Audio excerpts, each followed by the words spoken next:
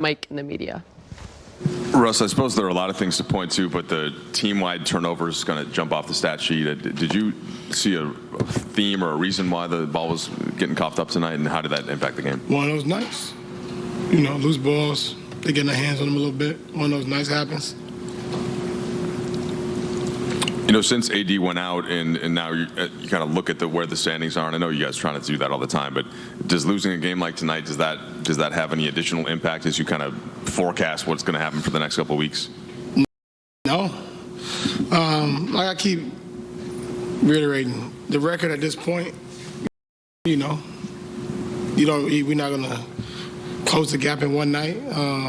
As the season prolonged, we got 20 or so games left or so. We got to make sure we find a way that we know how to best to play. We understand games like tonight we're supposed to win. And, NBA, sometimes you get beat, teams come in, and it happens. But we know we have a bigger goal in mind and a bigger goal, and that's to ultimately play for a championship at the end of the year. So we just got to lock in and focus on things that's important. Russ, no matter what's happening, energy and effort seems to be something that you always bring. How would you assess that as a team tonight? Yeah, not our greatest. I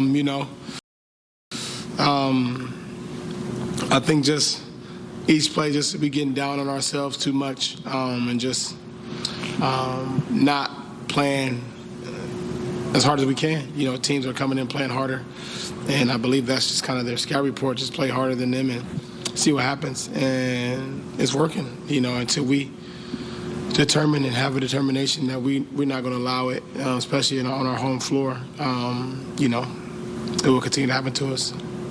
Just since that's something that is seemingly controllable, mm-hmm. Is that a harder thing to sit with than like a missed shot or something like that? I guess yes, but also, I think when you're in the season and there's so much going on, there's so many ups and downs and different things. Everybody kind of deal with it differently. Sometimes it takes a toll on you as a player, mentally and physically, and coming off the break. We haven't been our sharpest, and we understand that, and we know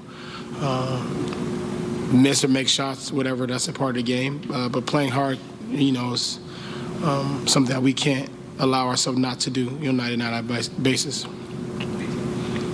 Russ, after these first two losses after the break, what's going to be the best way for you guys to regroup going forward? I don't have that answer for you. I wish I did. But right now we just got to figure out how to get a win the best way we know how, and try to play the right basketball. That's all I can say. Russ, I think you all pretty consistently said, if this team is healthy, we believe in the potential of what they're going to do. Based on whatever happens with AD, that you guys might not be able to reach your potential. I don't know if it takes a toll or not. That's an up in the air type of answer that I don't have for you. Russ, I won't ask you to speak for anyone else, but you talked about I'm going to ask you about other people, I guess. You talked about the group getting down on itself, more than it should at times, and that kind of having an effect.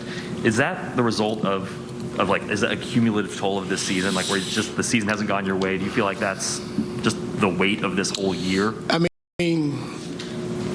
Each individual kind of deals with it separately.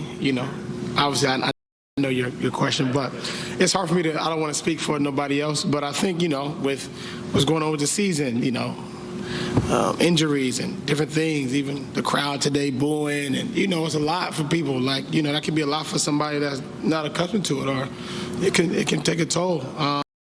And, all I keep doing is I'm going to stay positive and make sure that I keep encouraging my teammates and keep building confidence in our locker room, regardless of what's going on, regardless of what is said outside of our locker room, and make sure that we collectively do not point fingers, because a lot of times during times like this, everybody like to point fingers, and it's easy to do. That's the easy way out instead of actually just owning what we do and making sure we have each other's backs and be there for your brother. And to me, that's all I'm going to keep doing is making sure that we keep our confidence high, keep our swagger up as we kind of move forward towards the end of the year and find a way to get our stride. Since you brought it up, does the booing, like, pretty loud, especially at the end of the game, does that stick with you? Like, how do you handle respond to that? Like, you don't take that home with you?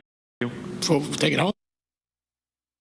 Get home, man. Well, I got 3 beautiful kids at my house. My wife ain't taking it home. They take their boo and they take their ass home. I ain't worried about that.